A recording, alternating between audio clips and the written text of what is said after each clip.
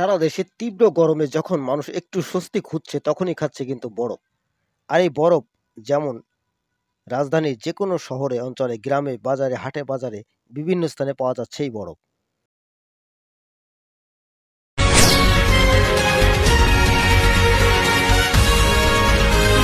ফুটপাতে বিক্রি হচ্ছে এই বরফ। খাবারের দোকানে কমতি নেই পুরো রাজধানী জুড়ে এবং ঢাকা শহর সহ সারা দেশে।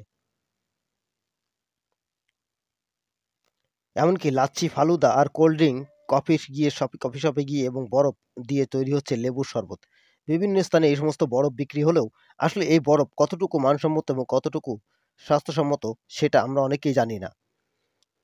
স্বাস্থ্য অধিদপ্তর জানাচ্ছেন, মাছের জন্য বরফ নিয়ে যদি যায় আর সেটা যদি কেউ কাউকে খাওয়ায়, সেজন্য তারা দায়ী নয়।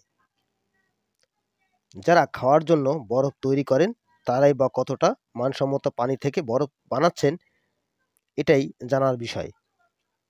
তবে বিভিন্ন সূত্রে জানা যায় যে সমস্ত বরফ রাজধানীর এবং দেশের বিভিন্ন স্থানে তৈরি হচ্ছে এবং বিক্রি হচ্ছে এবং খাচ্ছে সাধারণ মানুষ, আসলে সেই সমস্ত বরফ যাচ্ছে কোথায়? বিভিন্ন গণমাধ্যম দেখিয়েছেন এবং বিভিন্ন সূত্রে জানা গেছেন যে এই বরফের আসলে কতটুকু ক্ষতিকর রয়েছে।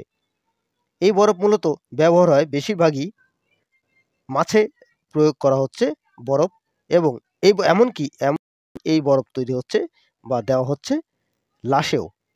আর সেই লাশে দেওয়া এবং মাছে দেওয়া বরফগুলো চলে যাচ্ছে সাধারণ মানুষের শরীরে, যা কিনা অত্যন্ত স্বাস্থ্য ঝুঁকিতে রয়েছে। আপনি আমি যেখানে সেখানে ফুটপাতে যে বরফগুলো খাচ্ছি এবং বরফ দিয়ে তৈরি শরবত খাচ্ছি, সেই বরফ আসলে কতটা মানসম্মত আপনি জানেন কি? প্রশ্ন সাধারণ মানুষের কাছে। তবে বরফটি কোথা থেকে আসে? তবে এ বিষয়ে স্বাস্থ্য অধিদপ্তর থেকে একটি বিষয় নিশ্চিত করেছেন যে আসলে বরফ যদি খেতেই হয় তাহলে নিজেদের ফ্রিজ থেকে তৈরি করে সে বরফটি যদি খাওয়ানো হয় তাহলে সেটা অবশ্যই শরীরের জন্য সম্পূর্ণ উপকারিতা এবং কোনো প্রকার শরীরে কোনো সুযোগ নেই।